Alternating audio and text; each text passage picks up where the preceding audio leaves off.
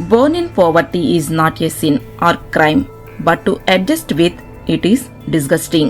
పేదరికంలో పుట్టినంత మాత్రాన వారి పాపం కాదు, వారి నేరం అంతకంటే కాదు. కానీ పేదరికంతో అడ్జస్ట్ అవుతూ జీవితాంతం బ్రతకడం మాత్రం చాలా జుగుప్సాకరంగా ఉంటుంది.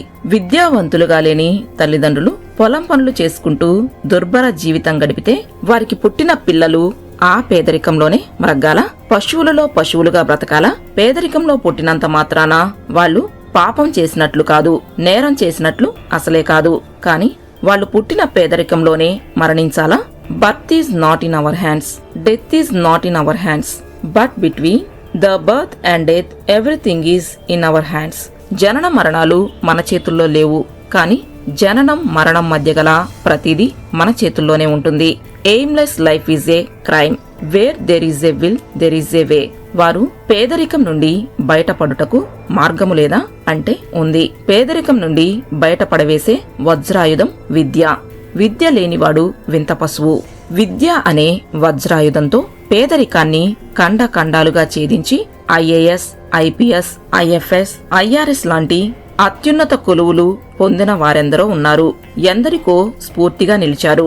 ఉదాహరణకు చెప్పాలంటే ఉత్తరప్రదేశ్ లో జౌన్పూర్ జిల్లా మధోపట్టి అనే రాజపుత్రులకు చెందిన కుగ్రామంలో మొదట 1952లో ఇందు ప్రకాష్ సింగ్ ఐఎఫ్ఎస్ అధికారి కాగా 1955లో వినయ్ కుమార్ సింగ్ ఐఏఎస్ అయి బీహార్ రాష్ట్రానికి ప్రిన్సిపల్ సెక్రటరీ అయ్యారు. ఇప్పటికి 51 మంది ఐఏఎస్, ఐపీఎస్లు అయ్యారు.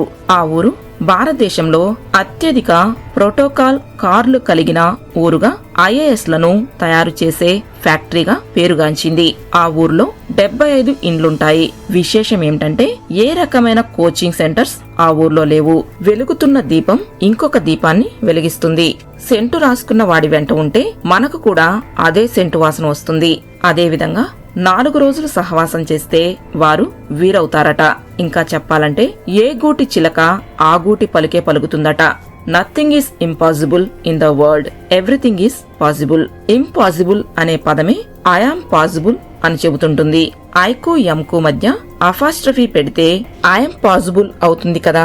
పేదరికం చాలా దుర్భరంగా ఉంటుంది, కాని వారికి ఆ పేదరికం ధనికుల పిల్లల కంటే ఎన్నో జీవిత పాఠాలు ప్రత్యక్షంగా నేర్పుతుంది. పేదరికంలో వాళ్లకు బర్నింగ్ డిజైర్ తోడైతే అగ్నికి ఆజ్యం తోడైనట్లు వారికి సక్సెస్ అనివార్యం అవుతుంది.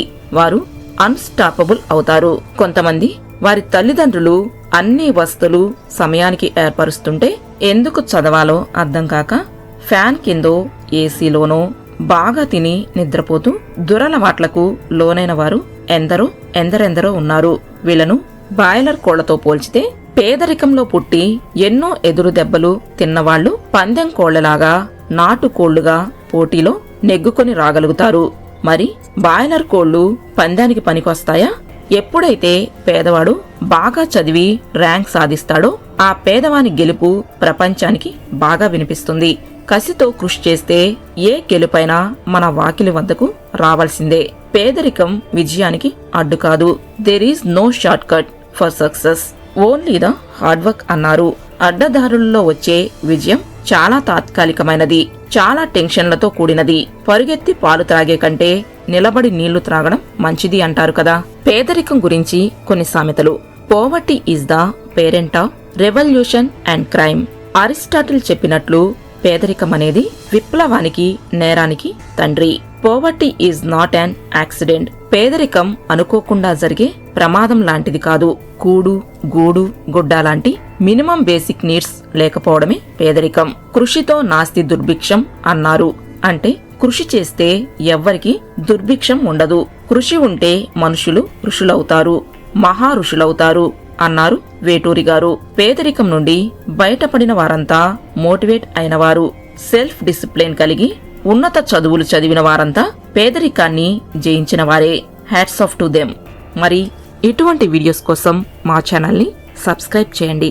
అలాగే ఈ వీడియోని లైక్ చేయండి, మీ ఫ్రెండ్స్కి షేర్ చేయండి. మరొక మంచి కంటెంట్తో మీ ముందుకు వస్తాను. Thank you for watching.